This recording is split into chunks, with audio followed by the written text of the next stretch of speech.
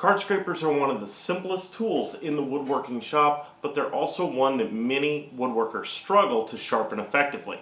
Hi, I'm Andrew Gibson with Splinters and Grease. Let me show you how I sharpen my card scrapers in my shop and give you a few tips and tricks along the way so that you can get great results with yours. Card scrapers come in many different shapes and thicknesses. I have a few different types here. I have a couple of gooseneck scrapers, a scraper with some radiused edges to it for smoothing inside curves, and also a relatively simple design. This one happens to have a concave and a convex edge on it, and the two main edges are flat. This is one of my favorite card scrapers. Card scrapers also come in many different thicknesses. My personal choice is a scraper typically between 20 thousandths and 30 thousandths of an inch thick. This is a card scraper that I use all the time. It's one of my favorites. The tools needed to sharpen a card scraper are quite simple as well. Many people will use sharpening stones and go through a whole procedure to sharpen. For me, I use a simple file. This is a bastard file or a mill file like I have here. And the other key sharpening tool is a burnisher. You're going to want to have these. I know I've heard lots of people say that you can use a screwdriver or any piece of hardened metal, but I've found over the years that having a true burnisher makes the job just a lot easier. This is a dedicated tool and it does exactly what it's supposed to. If you've never used a card scraper or used one successfully, you're probably used to getting results that sound and look about like this.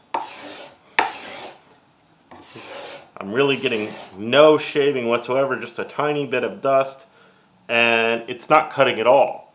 So what I want to do to sharpen this tool is first remove any burr that may be left on the tool itself. To do this, I'm going to lay it. We'll move our piece of wood. I'm going to lay it flat on my workbench, and I'm going to choose my file, and I'm simply going to remove any burr from the edge. Now I'm going to sharpen all four main edges on this scraper.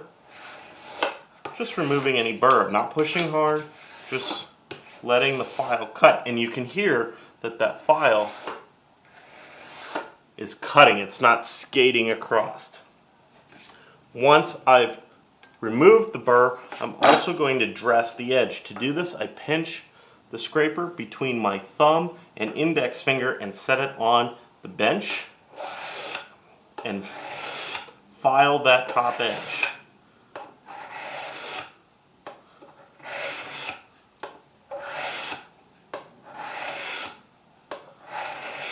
I'm watching as I file, and I don't know if you'll be able to see that, but I'm looking for the very edge here to get nice and bright. This allows me to know that I've removed any worn material from the edge. I want a nice shiny bright edge, and I'll do that to both sides. So I'm done with my file.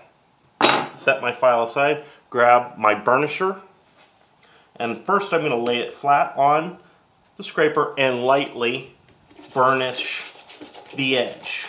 And I'll do this again on all four edges.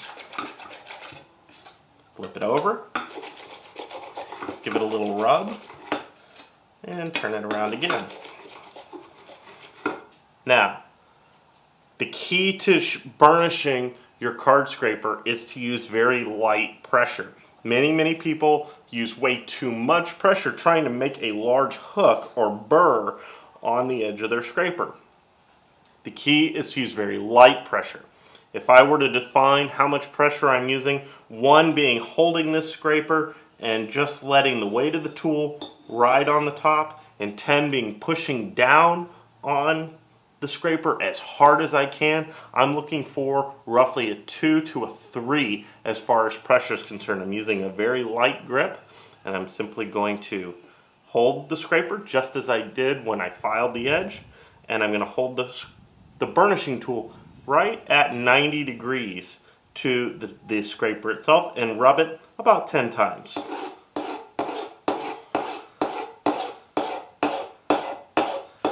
And I don't know if you could hear that, but it changed the pitch or the tone as it was sliding across. Once I hear that little change, I'm going to flip it over and do the same thing on the other side.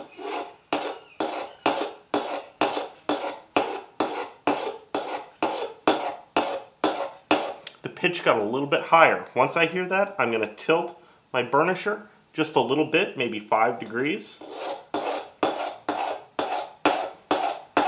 Tilt it the other way about 5 degrees, maybe 10, and I'm done. We'll go ahead and do that again on this side. Tilt it, tilt it,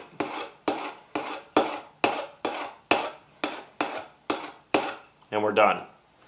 Now this card scraper is ready to use. It has almost no noticeable burr. I can't really feel that burr on the edge of the scraper.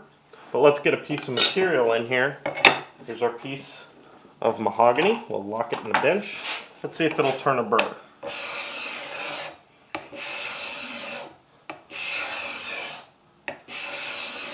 There we go. That's what we want to see. We can use it from edge to edge to make those beautiful shavings. When this edge dulls, we can turn it around, use the other edge. If that edge dulls, we can flip it over, use this edge. And again, when that one dulls, use this one. There you go. Beautiful, beautiful shavings. Nice smooth finish. We can try a piece of cocobolo here. This was some leftover from some picture frames, but we can roll a burr in cocobolo just as easily as we did in mahogany.